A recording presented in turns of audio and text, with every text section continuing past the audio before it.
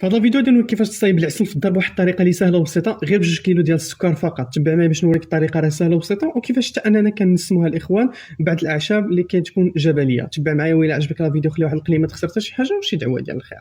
بالنسبه للمكونات غنحتاجو هنايا 2 كيلو ديال السكر اللي هي الاخوان قالب كامل ديال السكر، كنهرسو كنديرو كما كتشوفوا في الكوكوت، وكنحاولوا اننا نزيدو عليه الماء. بالنسبه للكميه ديال الماء غادي نضيفو في الاول 4 الكيسان ديال الماء، وفي التالي غادي نضيفو 3 الكيسان ونص، يعني الطوطال كامل الاخوان 7 الكيسان ونص.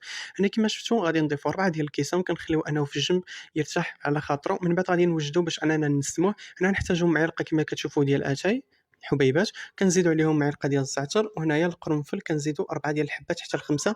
تقدروا ديروا زعتره ولا ديروا اي حاجه الاخوان كانت عندكم، ماشي ضروري انهم يكونوا عندنا هذه المكونات. هنايا العويدات ديال القرفه، كنشدوا ديك المكونات اللي درناهم كنديروهم في توب، وهنا كنقطعوا واحد الليمونه وحتى هي كنزيدوها.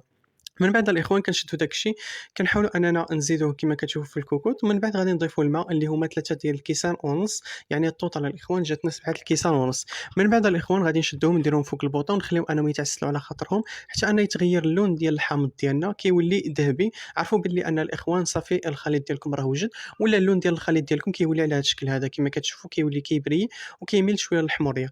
دونك هنا الاخوان هذه هي النتيجه كما شفتوا، فكيجي هائل. تقدروا الاخوان انكم دهنوا به مع الصباح باي حاجه الاخوان، ولا ديروا في العجائن ديالكم، داكشي كيبقى الاختيار ديالكم. دونك هذه هي النتيجه كما شفتوا، هذا هو الحامض ولا اللون ديالو على هذا الشكل. وهنايا الاخوان ها هو راه واجد معنا من بعد ما حيدناه وخلينا انه يبرد على خاطره. وهنا الاخوان كما شفتوا كيتقدم لكم بالصحه والراحه، وراه ما كيخسرش الاخوان، راه ما كيوليش قاصح، راه كيبقى كما هو وكيتقدم لكم بالصحه والراحه. الا عجبك الفيديو خلي واحد القليمه تخسر حتى شي حاجه وشي دعوه ديال الخير.